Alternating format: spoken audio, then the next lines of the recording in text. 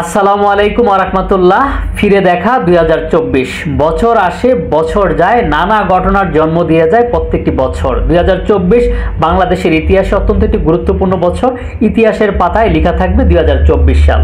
2024 সালের শুরু থেকে শেষ পর্যন্ত ঘটে যাওয়া নানা ঘটনা নিয়ে আজকে আমার এই আয়োজন। 2024 সালের শুরুটা হয়েছিল ডক্টর মোহাম্মদ ইউনূসের মামলার রায় দিয়ে, এবং 2024 সালের শেষ দিন এসে ডক্টর মোহাম্মদ ইউনূসই বাংলাদেশের প্রধান উপদেষ্টা। 2024 সালে বাংলাদেশে অনুষ্ঠিত হয়েছিল বিতর্কিত ডামি প্রার্থী দিয়ে দ্বাদশ জাতীয় সংসদ নির্বাচন। 2024 সালের বইমেলা স্মরণকালের আলোচিত একটি বইমেলা অনুষ্ঠিত হয়েছিল, যেখানে 21-এর বইমেলায় বই প্রকাশ পেয়েছিল তিশা মুস্তাকের প্রেম কাহিনী। আমরা সবাই জানি সেই তিশা মুস্তাকের প্রেম কাহিনী নিয়ে 21-এর বইমেলায় বই প্রকাশ পেয়েছিল। 21-এর বইমেলা আরও বই প্রকাশ পেয়েছিল, ডক্টর সাবরিনার মতো রাইটারদের বই স্থান পেয়েছিল 21-এর বইমেলায়। শুধু তাই নয়, প্রথমবারের মতো বইমেলা থেকে কোনো রাইটারকে তাড়িয়ে দিয়েছিল দর্শক, সেটা হচ্ছিল 21-এর বইমেলা 2024 সাল ছিল লিপিয়ার। 29শে ফেব্রুয়ারিকে স্মরণ করে রাখার জন্য ঢাকা শহরের বিভিন্ন রেস্টুরেন্টগুলোতে জমকালো পার্টির আয়োজন করা হয়েছিল। রাজধানীর বেলি রোডে এমন একটি পার্টিতে অংশগ্রহণ করে অগ্নিকাণ্ডে 44 জনের মর্মান্তিক মৃত্যু ঘটেছিল 2024 সালে। 2024 সালের আলোচিত ঘটনাগুলোর মধ্যে অন্যতম ছিল সাবেক পুলিশ প্রধান বেনজির আহমেদের দুর্নীতিকাণ্ড ফাঁস হয়েছিল। 15 লক্ষ টাকা দিয়ে ছাগল কিনে ভাইরাল হয়েছিল এক কর্মকর্তার ছেলে। জনপ্রিয় কন্টেন্ট ক্রিয়েটর রাফসানদার ছোট ভাই বাবাকে গাড়ি গিফট করে বিতর্কিত হয়েছিল, এবং এর পরপরই তার একটি কোল্ড ড্রিঙ্কস ফ্যাক্টরি বন্ধ করে দেওয়া হয়েছিল। 2024 সালের সবচেয়ে বড় ঘটনা ছিল কোটা আন্দোলন। যে কোটা আন্দোলনকে সরকার হালকাভাবে দেখেছিল, সেই কোটা আন্দোলনের কাছে 16 বছরের স্থায়ী সরকার বিদায় নিয়েছিল ছোট্ট কোটা আন্দোলনের কাছে। তখনকার সময় কিছু ডায়লগ ভাইরাল হয়েছিল। সেই সময় ওবায়দুল কাদের একটি ডায়লগ ছিল, পালাবো না, প্রয়োজনে ফখরুল সাহেবের বাসায় গিয়ে উঠবো, কোটা না মেদা, মেদা না কোটা, এমন কিছু স্লোগান ছিল। দালালি না রাজপথ, আসছে ফাগুন আমরা হব দ্বিগুণ, হারুন আঙ্কেলের বাতের হোটেল, নাটক কম করে পিও, তুমি কে আমি কে, রাজাকার রাজাকার, কে বলেছে স্বৈরাচার স্বৈরাচার। এবং আগস্টের পর থেকে বাংলাদেশে প্রতিটি দিন কোনো না কোনো আন্দোলন নিয়ে কোনো না কোনো পক্ষ রাজপথে সরব ছিল। প্রত্যেক বছরই বাংলাদেশে কোনো না কোনো হুজুর কোনো আলোচনা বা ডায়লগ দিয়ে ভাইরাল হয়েছে। এবারও তার ব্যতিক্রম ঘটেনি।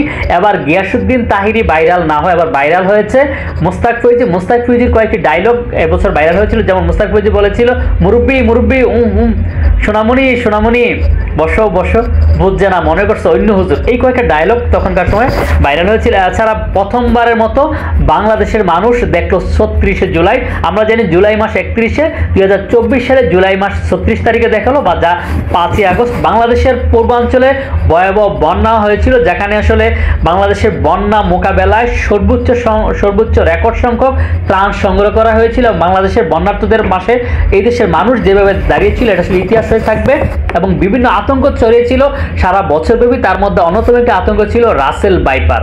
খেলাধুলাও কিন্তু 2024 সাল আলোচনা কেন্দ্রবিন্দু ছিল। 2024 সালে সবাই বাংলাদেশের যারা ফুটবল এবং ক্রিকেট ভক্তরা আছে তারা দুইটা জিনিস চেয়েছিল, বাংলাদেশের ক্রিকেট থেকে পাপনের যুগের অবসান এবং ফুটবল থেকে সালাউদ্দিনের অবসান।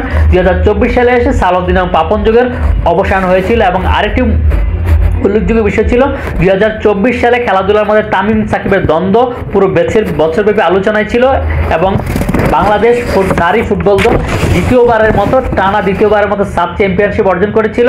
অনূর্ধ্ব-19 এশিয়া কাপে ছেলেদের জয় পেয়েছিল বাংলাদেশ। এছাড়া সারা বছরব্যাপী বাংলাদেশের ক্রিকেট একের পর এক পরাজয়ের গ্লানি থেকে শুধুমাত্র অর্জন ছিল।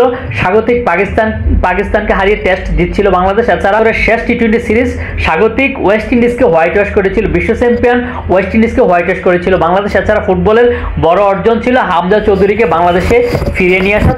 তারকাদের বিবাহ বিচ্ছেদ সারা বছরব্যাপী ছিল। তাদের মধ্যে উল্লেখযোগ্য ছিল মাহিয়া মাহি নির্বাচনে পরাজিত হওয়ার পর মাহিয়া মাহি সংসার ভেঙেছিল। এছাড়া বছরের শেষে এসে তনুর ছবির উপর পোস্টার লাগিয়ে বিতর্কিত হয়েছিলেন ছোট পর্দার তারকা মেহেজাবিন। এছাড়া বছরের শেষে সবচেয়ে আলোচিত ঘটনা ছিল সচিবালয়ের অগ্নিকাণ্ড।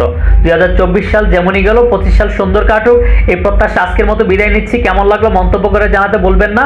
ভিডিওটি শেয়ার করে সবাইকে দেখার সুযোগ করে দেবেন। কথা হবে অন্যদিন অন্য একটা ভিডিওতে। আসসালামু আলাইকুম ওয়া রাহমাতুল্লাহ।